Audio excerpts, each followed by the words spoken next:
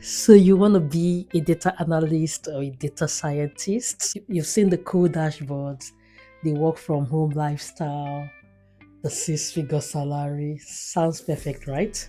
Picture yourself, sitting down, sipping coffee and pressing some keys. And bam, great insights, appears like magic. That's a perfect expectation. But the reality, you are staring at an error message for the last 3 hours. And it's 2 a.m. Before you make that jump into data analytics or data science, let's talk about the things, or let me warn you about the things no one tells you about. Hello, gracious ones, and welcome back to my channel. If you're new here, hello. I hope this won't be your last time. And you're welcome to another episode of Handle Data with Grace. This is one of the series I'm running on this channel, in addition to all the other good stuff. Like I said in my introduction, I'm going to run you through 5 things you need to know before you delve into a data career. Everyone wants to delve into a data career, which is fine, but it's always good to be prepared and know what to expect, and that's why I'm doing this video. Number 1 is, as a data scientist, as a data analyst, as a data engineer, whatever aspect of data you're working with, you need to know that learning is continuous. If you don't like continuous learning, you don't like, being in tune with what's happening, being on your feet at all times as regards technological changes, just learning new tools and stuff of that nature, then probably a career in data is not for you. You don't just need to say you want to learn SQL and Python all at once and you're done. Oh, I've finished learning SQL. I've finished learning Python. Oh, I'm a pro in my R codes. I don't need to do any other thing. And you call it a day. No, data evolves. And it doesn't just evolve, it evolves fast. And you need to move with the pace. So you keep having new tools. Like I'd always worked with structured data in my earlier stages as a data scientist. But then I had to work on the project where I had huge millions and millions of rows of data. And all these were in document form, in JSON format, because they were not structured, those are semi-structured. So I've had to now work with NoSQL. When I say NoSQL, I didn't understand. So you always transform and evolve. So please put that in your head. How I want to summarize it is, as a data person, as someone in data career, it's like being in school forever, but with deadlines. No matter how high you've gotten in your data career, like say, I'm now a senior data analyst, or I'm a senior business intelligence developer, or business, whatever, seniority doesn't stop you from upskilling. Upskilling is constant, okay? Number 2 for me will be the lack of clarity as regards job titles and description and expectations. I'll explain. So, data scientists, we have data analysts, we have business intelligence specialists, we have data engineers. Data has its different aspects with different skill requirements. But unfortunately, in a number of companies, they seem to look at anything data to mean the same thing. And that seems to create this huge expectation where everyone expects you to do what you don't think is supposedly your job role. I don't know if that makes sense. So in some companies, they just blend all these various aspects of data into one. So as a data scientist, they're expecting you to build pipelines that data engineers should build for you and then make your analysis easier. Does that make sense? And so you have to upskill, like I said, goes back to back and the first point. You have to upskill yourself to be able to do this so that you can do your own task because for some reason they have not employed someone to do that role because they feel like, oh, it's data. Data is data. Yeah, so get ready for that. For example, you might be expecting to have like a machine learning project whereby you're trying to use models to make predictions or to forecast a particular thing, and then you find yourself stuck in Excel sheets, having to spend most of your time going through Excel sheets and spreadsheets generally, doing VLOOKUP and the rest. So sometimes expectations do not match the reality. So if you don't like ambiguity and you don't just want things to confuse you, you just want to know what you are getting, you might rethink this data career thing. It might not be for you. Okay? You think you have all the technical skills now and you're good to go. This number 3 point is for you. Irrespective of how technically sound you are in the field of data analytics, you have to spend a lot of your time explaining this data and these insights that you have drawn from this data to non-technical people. So number 3 point is that you need to manage your stakeholder. So stakeholder management is number 3 for me. And I'm mentioning that to you because some people will be like, Shebi is data. I will do the data. I will clean the data. I will do the dashboard. I will send it and I'm okay. I don't like talking to people. You will talk to people, though. You will talk to people back to back. If you don't like talking to people and you don't know how to explain things to people, you might have to reconsider. Because to be honest, more than half of your time will be spent on stakeholder engagement and management.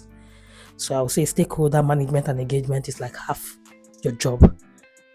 Just imagine your boss asking you why the sales value or the sales for a particular month is low, but the data pipeline is broken, and you don't know how to explain this in plain English to him, or you have to. Or cases whereby a stakeholder will ask you, please, can you quickly pull this report for me? I want to make this comparison between this and that. And that simple report that they're asking you to pull, the simple, quote and unquote, simple to them, it requires you running some scripts that you might have to run 2-3 hours to generate the data you will now use to upload to maybe a design dashboard. You have to refresh the data to give it to them. Sometimes this could be depending on the volume of data they're asking for that simple report. This could even be some 2-3 days or even a week-long task, but they're just expecting you to pull it up immediately and give to them. So you need to be able to manage this, explain to them, and be able to make sure everybody's happy. Your goal is to make your stakeholders happy. You know what they say about customer is king, your stakeholders in this case are king. So stakeholder engagement and management, a must. Number 4 today is the fact that the data you would be working with most times is never ready. Yeah. Data quality issues is a must. You have to deal with it. In fact, it's about 80% of the job. So if you think, I just love to do visualization, before you can visualize and draw insights from that thing you are visualizing for us, that data you're trying to visualize to us has to be data that makes sense.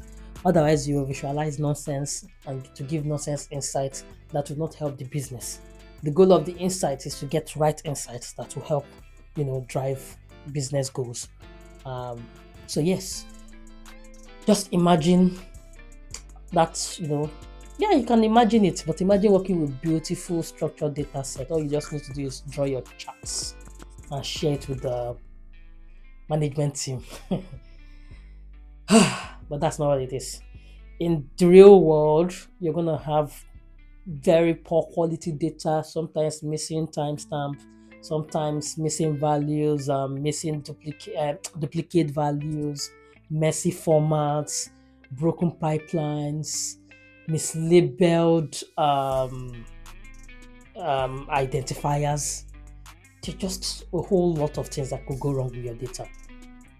Half not half, more than half of your job as a data person, a data scientist, data analyst, and what have you, is actually like a detective work. You're trying to find out why this data is weird. Why does this data look like this? So you're like a mini detective. But you're not solving a crime now, you're solving data palaver, data issues. Okay, but yeah, that's something you should bear in mind so that you don't get frustrated, because sometimes you can actually even spend hours. I've spent 2 3 days debugging one code, so it could be crazy. So another for that part, what I try to do now to help me is, make the codes in sizable chunks so that you know where to hold on to when issues like that happen. And you begin to run them in small chunks, okay, this one works, it works to this point, it works to this point, and you continue. But to avoid frustration, know this and know peace. Last but not the least, I would want you to also know that you'll be expected sometimes to work long hours, and there will be some unexpected pressure. Still, like some of the points I've mentioned earlier. Sometimes you have deadlines, you have last minute data requests, you have late night debugging. It's not always 9 to 5 job. I've stayed awake sometimes at midnight trying to make sure that I sort out the code, or some scripts, so that at the end of the day I'm able to generate or leave some things running. I've had to run some scripts, and they would run the whole day, or they can run 6 7 hours, 8 hour scripts. It's preferable for me to run this at night, overnight. So I'll start running them maybe around 8 or 9, so that the next morning I won't be idle. Because if I have a script that I'm going to run for 8 hours, that's the whole of my day. So you'll be prepared for this kind of things if you're going to be in the data field. So this video is not to scare you, it's to prepare you. Okay, in as much as you're under pressure, you need to manage that pressure well to ensure that you're not making costly mistakes. For me, when I start to debug over time and I'm getting stressed off, I found out it works for me that taking a walk, just leave it, take a walk, go clear your head. And sometimes if it's late at night, I just go to bed. By the time I wake up in the morning with a fresh head, clear head. You just find out that, what you were struggling all through was just a quick fix. So just try to manage the pressure and make sure that the pressure doesn't push you to make costly mistakes. But yes, expect long hours of work and unexpected pressure from time to time. But to crown it all, I must tell you that it's a rewarding career. Just be ready for those times. That's just it. Those times when you have to just stay and keep crunching the data. Just be prepared. I think at this point, the question that will be coming to your head, which is normal, is: so is this data career really worth it? My answer: if you love working with numbers, you like solving problems, you love finding patterns, you enjoy making sense out of a situation that looks like nonsense, then this career can be and may just be incredibly fulfilling for you.